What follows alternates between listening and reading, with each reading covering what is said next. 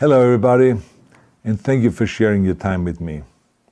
I'm sending this message through various different channels to reach my dear Russian friends and the Russian soldiers serving in Ukraine.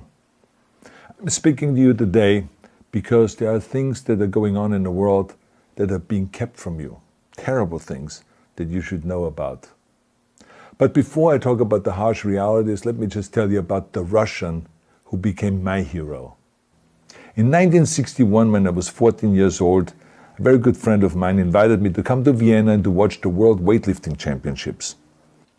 I was in the audience when Yuri Petrovich Vlasov won the World Championship title, becoming the first human being to lift 200 kilograms over his head. And somehow a friend of mine got me backstage. All of a sudden there I was, a 14-year-old boy, standing in front of the strongest man in the world. I couldn't believe it. He reached out to shake my hand. I still had a boy's hand. He had this powerful man's hand that swallowed mine. But he was kind, and he smiled at me. I will never forget that day. Never. I went home and I put his photo above my bed to inspire me when I started lifting weights. My father told me to take down that picture and to find a German or an Austrian hero. He got really angry, and we argued back and forth. He didn't like Russians because of his experience in the Second World War. You see, he was injured at Leningrad, where the Nazi army that he was part of did vicious harm to the great city and to its brave people. But I did not take the photograph down, no, because it didn't matter to me what flag Yuri Vlasov carried. My connections to Russia didn't stop there, by the way. Oh, it actually deepened when I traveled there with bodybuilding and for my movies and met all my Russian fans. And on one of those trips, I remember, I met Yuri Vlasov once again. It was in Moscow during the filming of Red Heat, which was the first American movie allowed to film in Red Square. Now, he and I spent the whole day together. He was so thoughtful, so kind, and so smart, and, of course, very giving. He gave me this beautiful blue coffee cup. And ever since then, I've been drinking my coffee out of every morning. Now, the reason why I'm telling you all of those things is that ever since I was 14 years old, I've had nothing but affections and respect for the people of Russia. The strength and the heart of the Russian people have always inspired me. And that is why I hope that you will let me tell you the truth about the war in Ukraine and what is happening there. No one likes to hear something critical of the government, I understand that. But as a longtime friend of the Russian people, I hope that you will hear what I have to say. And may I remind you that I speak with the same heartfelt concern as I spoke to the American people when there was an attempted insurrection on January 6th last year, when a wild crowd was storming the US Capitol, trying to overthrow our government. You see, there are moments like this that are so wrong, and then we have to speak up. And it's exactly the same with your government. I know that your government has told you that this is a war to denazify Ukraine. Denazify Ukraine? This is not true. Ukraine is a country with a Jewish president, I might add, whose father's 3 brothers were all murdered by the Nazis. You see, Ukraine did not start this war. Neither did nationalists or Nazis. Those in power in the Kremlin started this war. This is not the Russian people's war. No.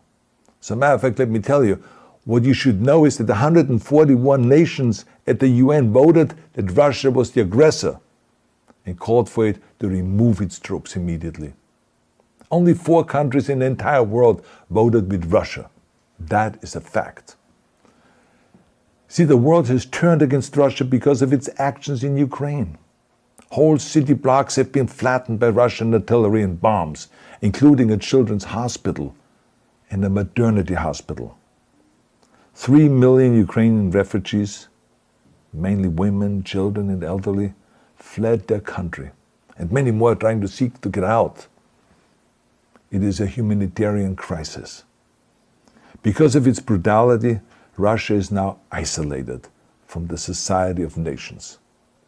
You're also not being told the truth about the consequences of this war on Russia itself. I regret to tell you that thousands of Russian soldiers that have been killed. They have been caught between Ukrainians fighting for their homeland and the Russian leadership fighting for conquest. Massive amounts of Russian equipment have been destroyed or abandoned. The destruction that Russian bombs are raining down upon innocent civilians has so outraged the world that the strongest global economic sanctions ever taken have been imposed on your country. Those who don't deserve it on both sides of the war will suffer. The Russian government has lied not only to the citizens, but to its soldiers. Some of the soldiers were told they were going to fight Nazis. Some were told that the Ukrainian people would greet them like heroes, and some were told that they were simply going on exercise. They didn't even know that they were going into war. And some were told that they were there to protect ethnic Russians in Ukraine. None of this is true. The fact is that Russian soldiers have faced fierce resistance from the Ukrainians who want to protect their families and their country. When I see babies being pulled out of ruins, I think that I'm watching a documentary about the horrors of the Second World War, not the news of the day. And let me tell you, when my father arrived in Leningrad, he was all pumped up on the lies of his government. And when he left Leningrad, he was broken, physically and mentally. He lived the rest of his life in pain. Pain from a broken back, pain from the shrapnel that always reminded him of these terrible years, and pain from the guilt that he felt. To the Russian soldiers listening to this broadcast, you already know much of the truth that I've been speaking. You've seen it with your own eyes. I don't want you to be broken like my father. This is not the war to defend Russia that your grandfathers or your great-grandfathers fought. This is an illegal war. Your lives, your limbs, your futures are being sacrificed for a senseless war condemned by the entire world. Now, to those in power in the Kremlin, let me just ask you, why would you sacrifice those young men for your own ambitions? To the soldiers who are listening to this, remember that 11 million Russians have family connections to Ukraine. So every bullet you shoot a brother or a sister. Every bomb or every shell that falls is falling not on an enemy, but on a school, or a hospital, or a home. I know that the Russian people are not aware of such things are happening. So I urge the Russian people and the Russian soldiers in Ukraine to understand the propaganda and the disinformation that you are being told. I ask you to help me spread the truth. Let your fellow Russians know the human catastrophe that is happening in Ukraine. And to President Putin I say, you started this war. You are leading this war. You can stop this war. Now, let me close with a message to all of the Russians who have been protesting on the streets against the invasion of Ukraine.